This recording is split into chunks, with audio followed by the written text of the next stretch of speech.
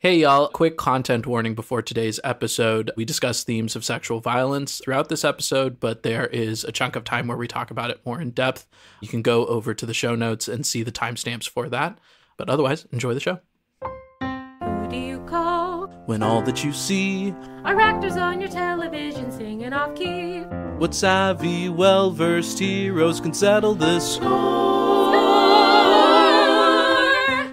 once more with TV. Welcome, Daymen and Nightmen, to Once More with TV, a podcast celebrating TV musical episodes from the sublime to the subprime. And definitively ranking them using every theater child's worst nightmare, math. I'm your co-host, Alex Kovnatsky, he, him, and I am a drowsy chaperone enthusiast. And I'm your co-host, Liza Truschel, she, her, and I think I know who Pepe Sylvia is. Whoa. I think it's Charlie not being able to read, and it's the word Pennsylvania. That's actually very good. Yeah, that's my theory. I'm sticking to it. And appropriate, we watched It's Always Sunny in Philadelphia. Season 4, Episode 13, The Nightman Cometh, is premiered in November 20th, 2008.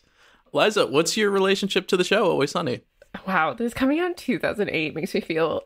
I can feel my bones creaking when you say that and turning to dust. It's Always Sunny. I mean, it's been on forever. It's a very fun show. I will say I've watched a lot of It's Always Sunny. I cannot watch a lot of it at once because everybody on it is a monster. And there's something, it's a very, like, the humor on this is dark, like, black humor. It is really, like, the joke is how terrible these people are. And I'm just such a sensitive little being that I can't watch more than, like, 2 episodes at once without getting really grim about, like, the future of humanity. If you're going to find me binging a show about Philadelphia, it will be Abbott Elementary, not this one. A little more hopeful. Yeah, a little more hopeful. But it is, I mean, it's a very funny show. So I have seen a good percentage of it. How about you? I mess with what you say heavy there because it is one of those things where they are so good at writing these horrible people that it feels very real. And it, you know, as absurd as it is, it can kind of put you in a downer kind of mood after a while. But I like Always Sunny a lot. I don't watch it a ton, but there was a period in college where I would watch it every day in the morning as I was making breakfast. That was like my morning routine. Wow, what a way to start your day. That's so aggressive. I had all of my classes starting at like 1 p.m. or later. So I was starting my day at like 11. Okay, I was thinking like 7:30 a.m. No, absolutely not. You're watching the gang solve the gas crisis. Like, oh my God.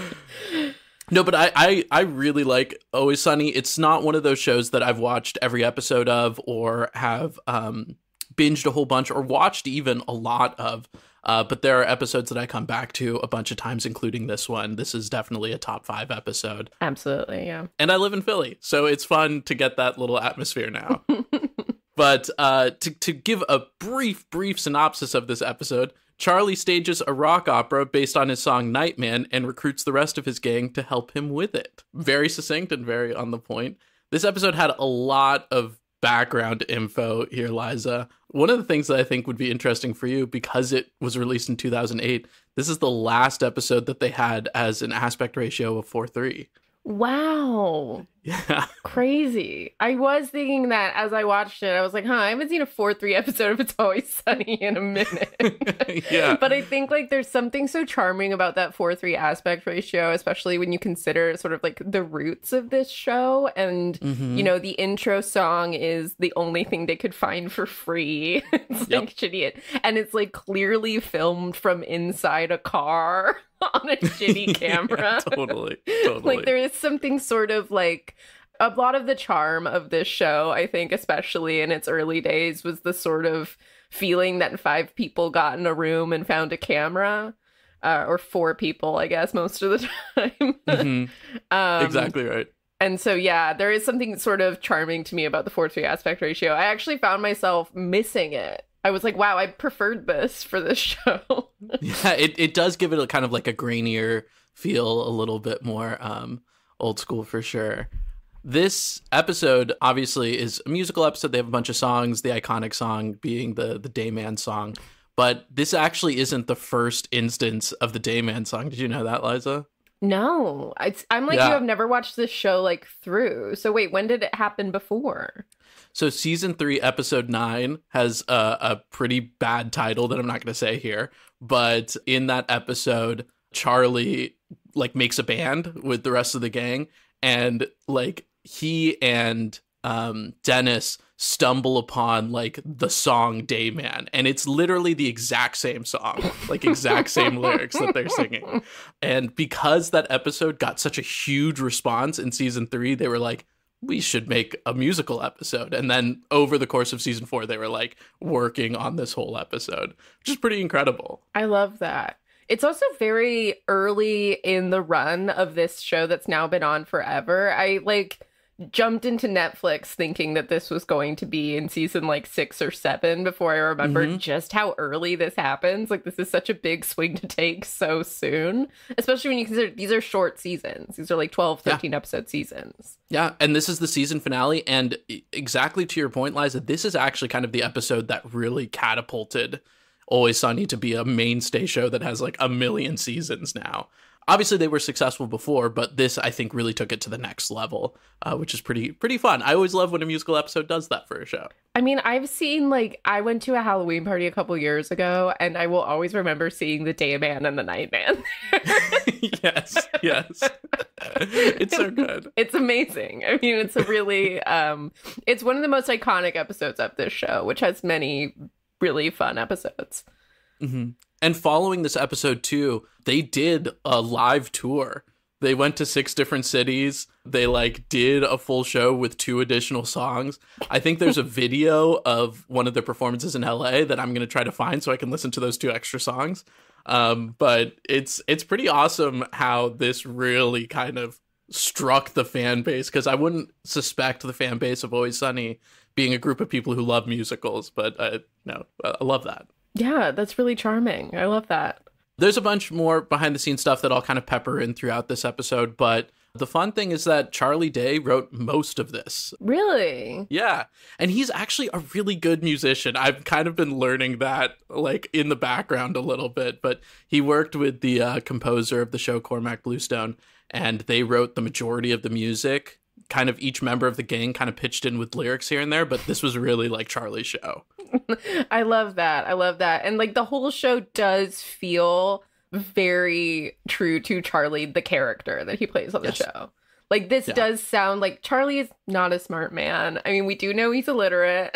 And we do know that, like, he's pretty erratic and not fully there. I believe Artemis writes the book of the show. Yeah, that's right. Because his didn't have any words. But it does all feel like something that Charlie could have come up with. And he's not a Steven Schwartz or a Steven He's none of those Stevens, you know? He's a Charlie. Absolutely. I think the Charlie episodes are my favorite episodes of Always Sunny. I really love the Charlie work episode. That might be my favorite of all time, where they do the Birdman kind of thing. Yeah, it's so funny. Charlie is absolutely fantastic. I do think Glenn Howerton occasionally steals entire episodes with one line delivery. 100%. And so we mentioned the show is about like awful people, and I work in TV development a lot, and something that's always like, you know, we hear all the time, especially about women characters, is that they have to be likable. And I think I really sometimes appreciate that Dee sucks just as much as everyone else. I think it's really rare that women are allowed to be so shit. Yeah. She's just like absolutely a bad person. And it's not like apologetic about that. And there is something weirdly affirming about watching Dee also be a monster that I've always loved about this show. Yeah, equal opportunity shittiness. Yeah, you know? She just also sucks. But yeah, so to get into the episode a little bit, the episode opens with Charlie coming in looking manic, as he always does, with just a bunch of loose papers saying he's writing a musical. The bit that I think Max says of "Who are we doing it versus? Well, who's the mark?" is a thing that me and my friends say to each other all the time. Who are we doing it versus? Well, yeah, they all want to know the motivation. And Charlie claims that you don't need motivation to write a musical. You can just do it. And distracts them all by threatening to give their parts away to other people. And since they're all egomaniacs, so like, no, we'll do it. We'll do it.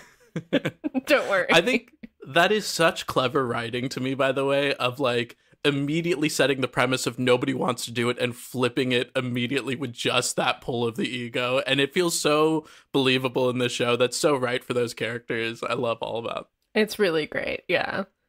Immediately sets the stakes for everyone, which is everyone's in it for themselves. Except, of course, we do learn that Charlie does have an ulterior motive. Very specific ulterior motive.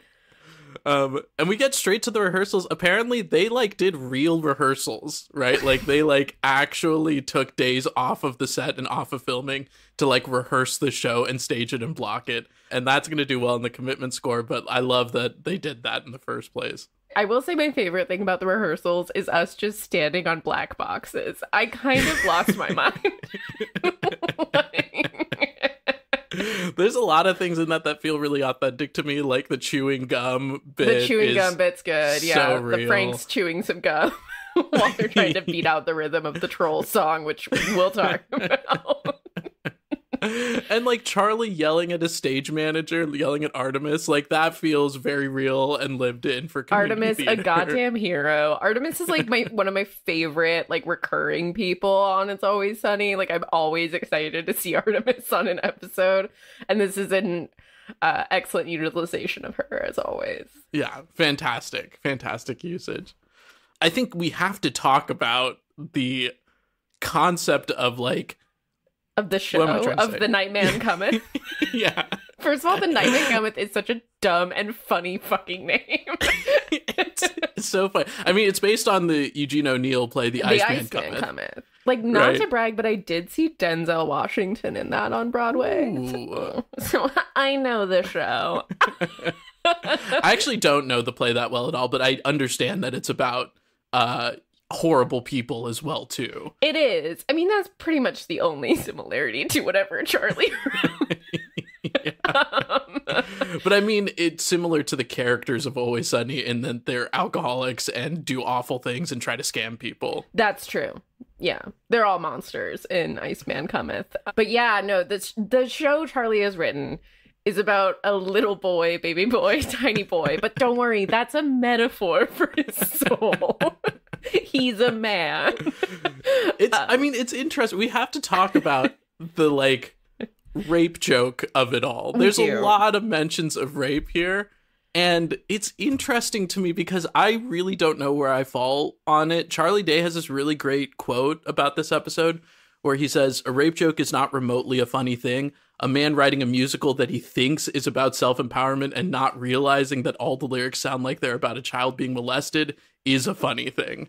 And I think, finding the comedy in the confusion is funny. I completely agree with that, but I don't know where I stand with just them mentioning rape so much in this show. Yeah, I will say it's such a violent word, and I always have such a visceral reaction to it. And I do agree with what Charlie Day said, but I also, honestly, and this will come up when we do vibe scores, but honestly, for me, it doesn't 100% outweigh just like the overuse of the word and the heavy reliance of this musical on it. It's still, yeah, I understand what he's going for. And to me, I think like when I think quote unquote like rape joke, a lot of the problem with them is that the victim is the joke and they're all about power and all about dominance. And that's not what this joke is about. Like he said, it's completely about like Charlie's blind confusion as to like the joke is the world Charlie lives in is not the real world. Yes. And like what to him is just like a man getting in bed with another man who has the soul of a boy, and then like coming out the other side, he's becoming him. Like it doesn't make any sense what Charlie's trying to do. And that's the joke, is that everybody else very clearly lays it out as a different kind of scene. To me, I don't know that I think it's just still a little, I don't know. It doesn't quite sit right with me, if I'm honest. Yeah, it doesn't for me either. And I think there is potentially another layer to it of like, I don't know if this is what Charlie Day is going for at all, but a kind of meta criticism about theater and the blasé-ness by which we like portray rape, and like a lot of the like Dennis and all the other people are like, oh yeah, so this is the rape scene and we'll just do this part, right? Because I feel like I've been in that experience in theater of like, shouldn't we be talking about this more delicately? I totally like West Side Story has like a really major rape scene in it, and I remember that like people do that in high school. You know, I do think that the use of sexual violence in theater is a whole topic to unpack. I don't know that Charlie is attempting to unpack it at all. But it is worth mentioning that these are people, or at least I know in Glenn Howerton's case, have done like a lot of theater before. Like Glenn Howerton went to Juilliard. So I know he's done a bunch of theater, and these people, I mean, they play dumb people on the show, and all of these actors are really smart. So it's not out of the question.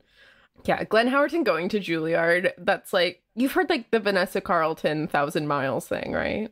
Yeah, crazy. Crazy. But yeah, so like Glenn Howerton went to Juilliard at the same time as a few other people. But when Vanessa Carlton was going to the American School of Ballet, which if you've been to New York, those things are very close together. And she's claimed in interviews that she wrote the song 1,000 Miles about a Juilliard student that she had a crush on that she never went up to or anything. And there's basically just a non-zero chance that it's Glenn Howerton. Like, she said that there was, like, they're a famous actor now, so she didn't want to say their name. It's also Vanessa Carlton's bi, so it could have been loads of people, like Morena Baccarin and Alan Tudyk and, like, Lee Pace and Anthony Mackie were running around. There were a lot of extremely attractive, very talented people at Juilliard. But there's a non-zero chance that song is about Dennis. And that makes me really happy. That. That's really nice. Especially juxtaposed to all those people who are probably, I would say, objectively hotter. Oh my God, yeah. Oh my God, yeah. But it's not zero. It's very good. One thing that I really love about this episode is that we get right into the musical. I mean, like, even in the rehearsal, we hear, snippets of it, but we get, like, I think it's like halfway into the episode, we're already starting the show, which is great. They're really trying to get us to the show as soon as possible. Absolutely. Absolutely. One side note I wanted to mention, too, in like the mania of like the backstage before they start the show, Charlie brings on Gladys, who's going to do the piano for the show. Apparently, that actress, everybody was like, she's so nice. She was super funny. She was so kind. She didn't follow any ounce of the script at all and just kept saying some wild stuff about Calvin Coolidge. And oh my God, is that why they do the weird joke? It's like, you've told me that like 100 times. Yeah, exactly. She like would just completely start talking about whatever. And I love that. I think that's great. That's really great. I love Gladys, a hero. Mm-hmm. Comes in and I guess sight reads the entire musical. Let's get into that first song for real. Tiny Boy, Little Boy, Baby Boy. Okay, we also just have to address that Dee is a princess who works in a coffee shop. Like, so Charlie is, of course, in love with the waitress, who he's very weird and creepy about. It's slightly, it's, your conscience can be mollified by the fact that it is his real life wife that he's acting opposite. But yeah, so Dee is a princess who works in a coffee shop who is in love with the soul of a boy inside the body of a man. Thanks for keeping it straight, Liza. We need that. But yeah, the lyrics for this song are like, what is this strange feeling? I feel so strange inside. It's strange, but also appealing. Like, it's very good. I like, hot take here. Obviously, there's more famous songs from this, but I think this is the best written song in the show. The music is phenomenal. It's a waltz. They've got like syncopation with the melodies. There's triplets in there. It's like kind of really fun and good. And I should mention there's an Always Sunny podcast where they have Lin-Manuel Miranda on the episode and they talk about this episode. It's fantastic. Everybody should listen to it. Why didn't we get him for this? Why didn't we get him? Hey, Lin. But they talk about how this song is supposed to be like kind of like a Sondheim song. And it totally is Into the Woods sounding if you break it apart like that. And Charlie has a whole segment where he plays it on piano in the podcast, and it's very good, and he's very talented, apparently. No, it is a good song. The like vocals on it are not great, but there's no reason that Dee or Dennis should be good singers. So again, we're totally fine with that. But yeah, the lyrics are basically tiny boy, little boy, baby boy, I love you. There's a whole thing about being the boy inside you. It's very upsetting. Again, the joke is just that Charlie does not understand that this has very sexual undertones to everyone else. I think the interesting thing, though, is that like these lyrics are obviously very juvenile and not very good, but they are very earnest. Like, I think that is how Charlie kind of sees the world and thinks and feels about other people, which is kind of sweet and sad. Yeah, I kind of think you're right. Charlie is a simple man. With a simple brain, just steeped in chaos. and much like his character too, I love that on this podcast he's talking about this music that he wrote, and he doesn't know the terminology for any of the chords that he's playing.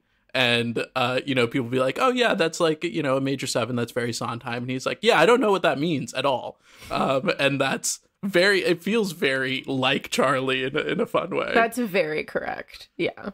I mean, the song immediately after this is Dee coming back on stage to sing a song a cappella that she's making up. That's, just to be clear, I've never had sex with a child. And like most adult men think I'm an 8 or a 9 out of 10. So good. So good. I love how bad Dee is at singing here. Yeah, it's great. Like, she's clearly, I mean, obviously, Caitlin Olsen is it, but it comes off as very clearly Dee making it up on the spot because she is panicked.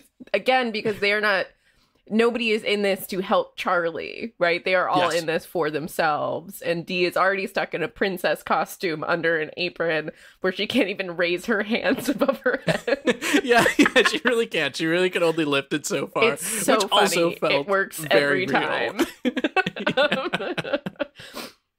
I also love in between these two songs, they play like the little playing off music in between the scene transitions. That also felt very familiar and good.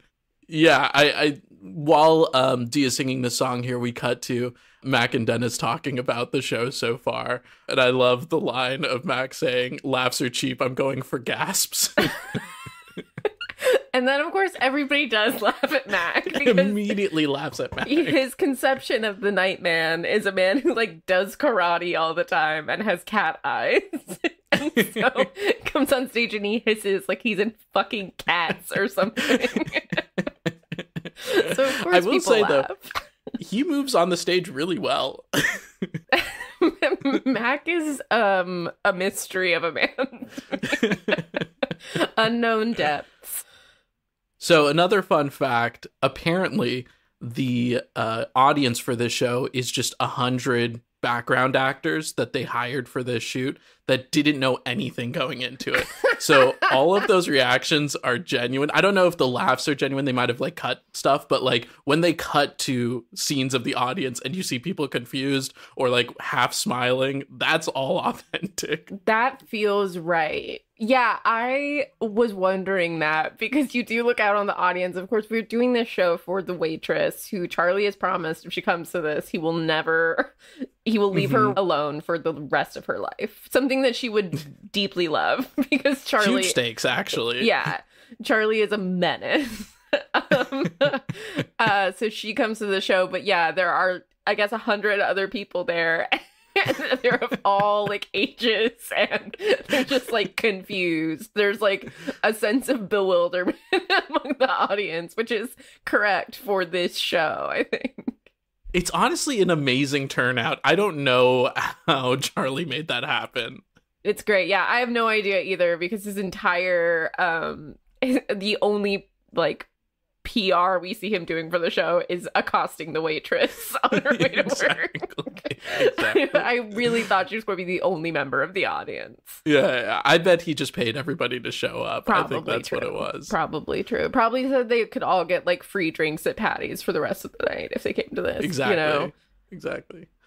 But to get back to the musical, Troll Toll is up next. Just an iconic bit of lyrics, for sure, from this one. Danny DeVito is, I think, in my mind, perfectly bad and off rhythm for a lot of this song in a way that's very good. We know he can do music. We've seen Hercules. Hell yeah, we have. Yeah, we love Danny DeVito in this house. There would be no Danny DeVito slander. This is 100%. Not the place for that. I would argue there's no place for that in my life or in anyone's. We love Danny DeVito here. Yeah, so the lyrics are, you gotta pay the troll toll to get into this boy's soul. What Frank is clearly saying is you gotta pay the troll toll to get into this boy's hole. Very different. It's a very good joke. It's objectively a good, like, mispronouncing the lyrics joke. And it is in that kind of gray area of, like, does Frank know what he's doing, or does Frank really not know what he's doing at all? Yeah, really impossible to know here. An unanswerable question. And I love that he's so excited to play the troll. Like, that's the troll whose name is Antonio, which I like always forget until like, so Dennis like kills the troll in the next scene with a gun. It was so stupid. You know what it is, bitch. But he says, I'm not your bitch anymore, Antonio. He just like names the troll for the first time. Yeah, it's so good. There's like some really good prop work here as well too, of the gun just gun being handed out the door. It's so good, and then taken back away. The set is also like shitty in a very delightful way. Like there's almost like a German expressionist like Hamnet of Dr. Caligari thing happening, but really it's probably Charlie not being able to paint straight lines. Exactly. And it's supposed to be Charlie and Frank's bedroom too, right? Yeah. Like I think that's really fun as well. Yeah, and there's like so many details like that with the prop and the sets, and like when they cut to black every time, the kind of like awkward shuffling to get off stage and how long they take to do anything correctly. Their transitions are terrible. Like they clearly really did not do like just one of those horrible transition runs of a show where you just oh god, that's like grueling tech rehearsals. That has clearly not happened for this particular show.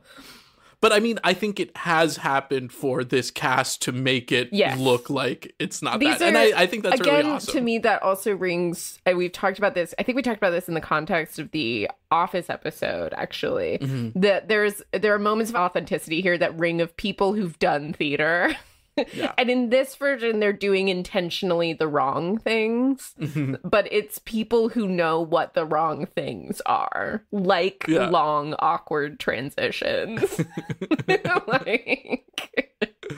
And then the whole part with Mac and Dennis, like Mac forgets a line, and Dennis is like, dude, you're skipping a line. It's crazy how much better I am at acting than you are, like saying that on stage. It's so good. No, don't improv. Like, it's crazy to me that this is like the hero of the show, and he just shoots the troll. Like, there have been no guns. This is such a crazy escalation. He doesn't like overpower the troll in any way. He just takes a gun that's handed to him and shoots Antonio. And also, we have to mention just his outfit is the stupidest thing I've ever laid eyes on. So first off, it's not Chekhov's gun, it's Charlie's gun for this show. And second of all, that outfit is in that season 3, episode 9 episode when they have that band. It's the exact same outfit when they're singing Dayman. Got it. Because it's a jockstrap on top of an ill-fitting spandex silver one piece. Listen, I didn't say it made sense. I'm just connecting the dots here. It's insane to look at. And then we get the breakaway hit. We get Dayman. Once he does the slowest costume change ever. The slowest costume change ever. And then this very strange stage combat where he defeats the Nightman. I mean, it's a very dumb set of lyrics that really, really works for me. And it is so much worse an octave down and so much better when Dennis goes the octave up. And his voice sounds really great. And the ahs are iconic. Yeah, this is a deeply iconic song. I feel like we should just play a little bit of it because there's no way for us to convey what this song is without that. Dayman, fighter of the Nightman, champion of the sun, you're a master of karate and friendship for everyone. Dayman, fighter of the Nightman, champion of the sun, you're a master of karate and friendship for everyone. Dayman. Thank you, Olivia. But that is not the final number of the show, much to cast's surprise. It's not. Charlie lowers from the ceiling. I didn't know we had a full fly system in this theater. Incredible. We only have Artemis on the fly, so I hope she doesn't drop Charlie. Charlie comes in the sun to propose to the waitress. And that is the reveal of his real ulterior motive for putting on this show, as mentioned in the top. So full circle. This melody line is so needlessly complicated. Like, it is, ducking and weaving, going up and down like crazy, hitting like falsetto notes that don't need to be there at all. At first I thought it was a mess, and then I had to listen back to it again, and I was like, actually, is this tasteful? Like, is it just that Charlie is singing it in an outrageous way that makes it sound extra bad? But if we strip away all of this and just look at the notes and the chords, this is actually kind of clever and good. He gives like a little bit of Jack Black energy, I feel like, in this song. A little bit. There's a little bit of Tenacious D energy here. Peaches energy. I really love the lyric, "Will you come on stage and join me in this thing called matrimony? Please say yes and do not bone me." It's very good. Again, these are Charlie lyrics. They're direct. We've addressed in this episode that he doesn't know what a metaphor is. So... And I want to point out again, the whole part where the waitress says no and walks out and they have that whole kind of like discussion while he's on stage. All of those audience reactions are authentic. Oh my God, like, that's so this good. Is people seeing this happen. It's so uncomfortable because obviously the waitress says no. Obviously. Of course she does.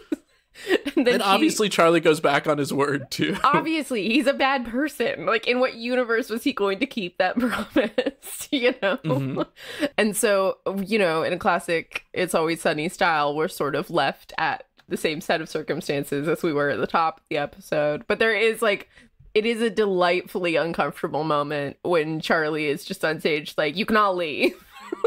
Yeah. All right, show's over. Show's over, you can all go. It's so funny. The only other thing that this is like a completely random thing that I forgot to mention, your girl Artemis apparently for these extras like went up on the stage before the show started and like said where the fire exits were and gave like a little talk, like did a whole stage manager spiel before the show went on, which I think is a very funny detail. That makes me really happy. That feeds my soul in some way. I love that. But yeah, do you have any other notes before we get into the scores for this one? No, I think we got it all out. We just got to score this thing. All right, to score this thing, we alluded to this before. The general vibe category comes first. this is how it aged, the problematic stuff, but also, was it a good time? Did we have fun? It's tough because it's yes and no to these things. This is really hard because, as you said, this is like one of the most iconic episodes of It's Always Sunny. It's also one of my favorites. Actually, it was funny when I went into Netflix to watch this. As I said, I thought it was later in this series. And then I realized that Netflix had tried to start me on season 5, episode 1, because the last episode I watched was this episode. Amazing. Like, Amazing. I watched it a bunch of times and it's really great. The inclusion of like the sexual violence in jokes, even if that's not what the joke is about, you could easily argue, does not sit well with me, never has, and frankly never will. So there's that. I mean, that's the big obstacle for me, because for this show, again, like, part of the vibe is that they're all monsters. They're terrible people, and they will never grow. They will never learn. They will never become better. That's part of the ethos of this show. Mm-hmm. I do, I guess, appreciate that even Dee draws a line at being seen as a pedophile, but again, that's about her. That's not about anything. That's about her wanting to let men in the audience know that she's not a pedophile and that she's available. Right. It's incredibly low bar. Incredibly low bar. So yeah, for me, that does take away from this, unfortunately. It's tough because I do have this kind of bias in my head where I know if I'm walking into an Always Sunny episode, I am not going to like a handful of things that happen. Like, I just know that walking into it. And I think if this showed up on another show, I would be way more critical of it. But like you were saying, because it's a little bit of the ethos of the show that they're going to be awful people and saying awful things or being blasé about serious things, it changes things a little bit. All that to say, I love this episode. I still think it probably gets like a 7 or a 6 and gets docked points for the problematicness of it. I'm good with a 7, I think. Like, I still enjoy it. I still have a good time. There's just a bad taste in my mouth when that particular conversation is happening. I agree completely. All right. 7. So music. All original music. All original. Our friend Charlie Day. It is interesting because the music is bad on purpose for a good number of it. But I do really like a lot of the melodies that come up from this. I really, really like the Baby Boy one. I think that one... it gets stuck in my head, for better or for worse. Right? It is actually all really catchy, which is strange. My biggest gripe is that we don't really get harmony in this. We get harmony. I'm just a harmony guy, and we get like one line of harmony in Dayman at the very end. If you're going to put harmony anywhere, I guess it should be in that last number, but still... We get like a little bit of counterpoint in the Baby Boy song, but it kind of gets lost. Yeah, you get Dennis going, ooh, oh.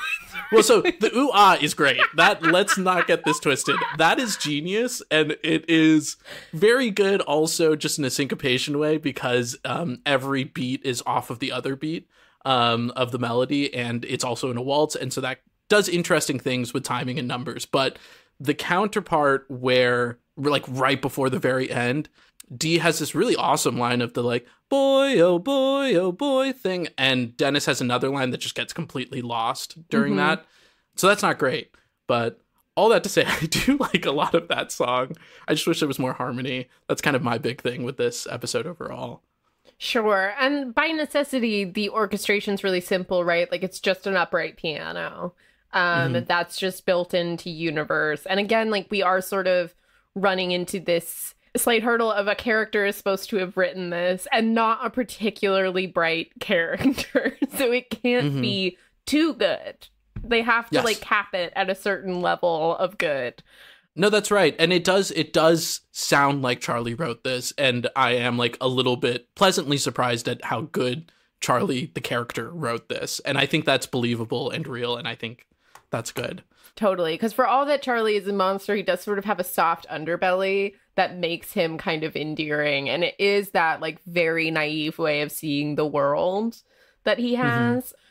And I think there is something sort of joyful in his music. I feel like a 9. I really like it. Yeah, I can give it a 9. Lyrics, kind of the same problem. Yeah. It's so dumb, but they're so good that they're so dumb.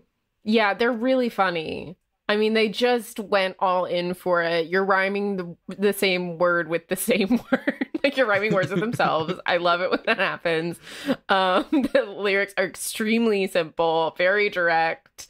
I would love to figure out the thought process that gets "you're a master of karate and friendship for everyone." Like, that is brilliant in a way that I can't understand, really. I think about it all the time, and that's not an exaggeration. Because it is like a child's like television show, if they had like a theme song for this action show, would do something like that, but not as egregious as that. But it's in the ballpark, and I just don't know how they come up with this, and it's kind of brilliant. It honestly does kind of sound like a 7-year-old wrote it. Yeah. But it is delightful. And you also get the Trolls Toll Boys Soul whole thing. Like, that's clever. Like, it's dumb as shit, but it's clever. That is really where this show lives. That is the ethos of this entire show, where it's dumb as hell, but it is clever. It is funny. These actors are much smarter than their characters, and they're also, of course, the main writers of the show. So yeah, exactly. They are very smart people playing very dumb people. Yeah, I'm tempted to give this like an 8. Yeah, I think that's fair. It's not doing anything hard, but it shouldn't, you know? I still, yeah. That was a nothing sentence, but you get me. Like, I just like said sounds like, as if like sort of in the cadence of a sentence, and I was hoping that it would have a point, and it didn't, and that's fine. Listen, I know it's our job to deconstruct these episodes. Sometimes it is really difficult to take away from lyrics like this, like how we're supposed to rank them. What am I supposed to get out of it? What fucking insight can I make about tiny boy, little boy, baby boy? I can't tell you anything. I can tell you it's really funny, and I couldn't have thought of it. Exactly. So that's what you get. All right, dancing's up next. We do have some choreo. We do. We have some fight choreo. Like, I know that's not dancing, but I feel like it's in a similar vein. It is. It's still called choreography. That's right. So we get to include it. Yeah, I mean, I think my favorite thing about the choreography is when Dee can't raise her hands above her head. It's very funny. It's very funny how not in sync everyone is anytime there's dancing. No, they're all over the place. They all seem to be just making it up. Yeah. Dennis and Dee are like straight up doing like a mirroring exercise, and they're not doing it. And they're like not doing it missing correctly. It completely. So definitely points for that. I think it's very minimal. I think they thought about the music and the lyrics and the like acting and the comedy of it way before they thought about the dancing. And I think really, yeah, the dancing is there to underscore the comedy of it. And the way it's doing that is reminding you that these people would be terrible at dancing and thinking of choreography. Yes. There's nothing in any of these people's brains that would, maybe in Charlie's brain lends itself to music. None of these people know how to dance. 100%. So it's just there to underscore comedic beats. You know, of course, we do some thrusting during like being the boy inside you, right? Like there are little moments, but it is not in any way a centerpiece of this. Yeah, I'm feeling like a 6. I think it's just on the positive side, but there's not much more to say on that. Yeah, I think that's about right. I think a 6 works. Okay, so performance. I mean, this is vocal and acting performance together. I mean, it's again, I mean, as we just said, there's no reason for any of these people to be good at this at all. Yeah. There are a lot of mistakes made and like some really middling vocal work, but it works really well. Like the actors themselves are doing incredible work. Yes. Pure acting, it's a 10. Yeah. The vocal performance being bad kind of lends itself to the acting performance. No, it's great. You know? I mean, again, like it's crazy that Glenn Howerton does have the range that he has. Yeah. And it's really funny and it works when Dennis jumps up an octave as like a show-offy, really dish thing to do. And he does sound good. Like, he really does have a great tone. Which is like perfect for Dennis. Like, he's allowed to be a little bit good at this in a really annoying way. Like, that totally works. My favorite bits are when they're singing in unison and like one person is finding the note and then they eventually get there and are singing in unison together. Like, that feels so authentic to me, and in any other context I'd be so frustrated, but totally, it really and it works feels here. Under rehearsed in a way where like I know it isn't, but they've pulled off under rehearsed so well. Yeah, it really feels like everybody's singing Happy Birthday, you know? It's like one of those. It's one of those like, oh no, we forgot how high this song goes and we started it in too high key. Exactly. Oh shit, you know? I'm gonna say performance is pretty high. Like, I'm thinking an 8 or a 9 on this. Yeah, I'm thinking a 9. I mean, I think it's really strong. There's no moment where I'm taken out of it by anything anyone on screen is doing. I think they're all really, I mean, they live and breathe these characters so well. Mm-hmm. All right, writing. Yeah, the writing's pretty tight for me. You know, to like get through the exposition with a lot of jokes in the first 10 minutes so you can spend the remaining 10 minutes just doing the musical straight through, I think is a pretty good feat. Mm-hmm. I think also it's interesting to think about writing in the context also of Charlie writing the book of his play, which doesn't make sense at all. Yeah, it doesn't make sense at all. Is only words writing? Because Artemis is there. Was apparently just like drawing before. Yeah. You wrote Soul, not Whole, right? Yeah. She's like, no, I definitely wrote Soul. And I believe her. I believe Artemis had it right. This is all Frank. This is all 100%. Frank. Yeah, the writing for the show is always really tight. The show has a very fast pace. It is literally in this episode people competing for airtime in a way that is like, again, in large doses for me, completely intolerable. This is like the opposite energy of most ensemble comedies. Yeah. Where they're actively fighting each other 99% of the time. And I like that every character gets their own thing going on. Like, they have their own motivations that get their own payoffs and jokes in the show. And it doesn't feel like anyone's missing out. No, totally. In a way. I really appreciate that scene where Dee complains about the Tiny Boy, Little Boy, Baby Boy song, and Charlie just threatens to cut it. You know, it is really funny. It just works. This is also, of course, all why he's like yelling at Artemis and Dennis has gone to eat food because he's uncomfortable. Like, it's a really solid scene. It works so well. Yeah, the writing on It's Always Sunny is really, really tight. It has been for many years, which is part of why they've been able to maintain that show for so long. I think my trouble is that I don't know what more I want from the writing in this episode. You know what I mean? I don't think there's anything that's like crazy blowing me away, but it's solid. Like, I don't really have any notes. Same. I think it's really solid. I don't think it's doing anything new for the show, but I don't think it has to. So maybe like an 8 or a 9 for this one as well? Yeah. Let's give it an 8.5. Yeah, I like that. Cool. We love an 8.5 on this show. We love an 8.5. I'm looking at this column. Like, oh no. Okay. Next up is direction. So this is the blocking, the framing, the editing. As we kind of mentioned, this is the last episode in that 4:3 aspect ratio. And like I said before, like the intro to this show is like so clearly shot from the window of a moving car. There is something about this show that lends itself to like quote unquote bad framing, right? Like even when we get into like, we start in Patty's pub for our scene where Charlie rushes out with all of his chaotic notes and claiming he's written a musical. And like Mac and Dennis are like behind the pool table on the other side. not centered, but not quite in a third either.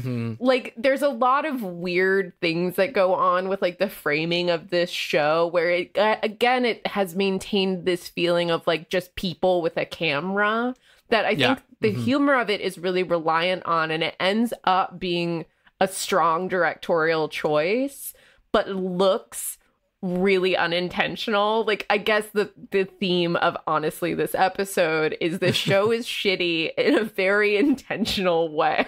Yeah. It feels very intentional when you're looking back at it. Like, it's easy to not focus on it at all and just let it hit you. But when we're, like, actively watching this episode looking for things, you're like, wow, that was a specific choice they made to, like, frame it this way, huh? Yeah. And like, you don't really notice it. They frame things in very specific ways that you wouldn't necessarily notice on first glance. And they, you know, cameras are shaky.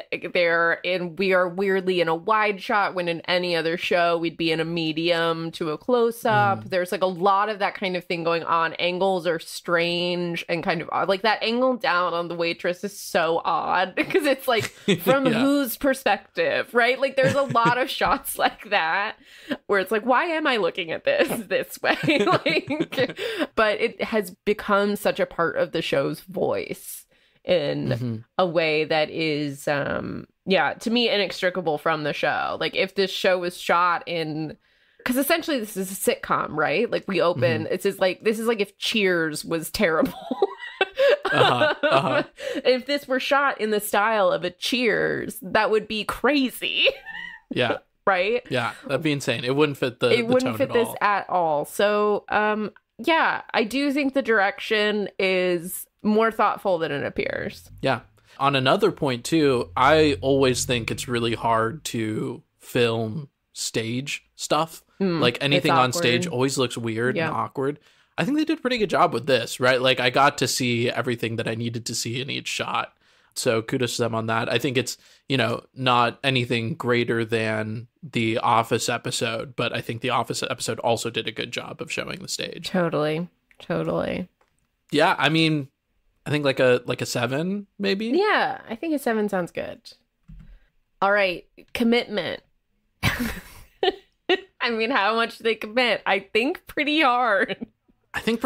Yeah, I mean, I think just from all of the behind the scenes stuff I learned about it too, not only were they, like, eager to do this, but, like, they put in the work to, like, really make it feel like theater in a way that I think is fun.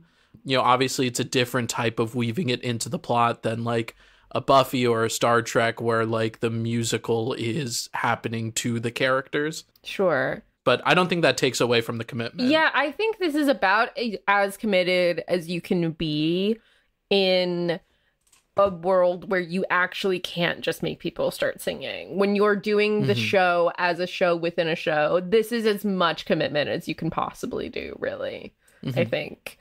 Yeah, for me, this is pretty high. I mean, also, you know, we had one of our main writers / cast members who wrote it, which is, I think, huge. And it's a season finale.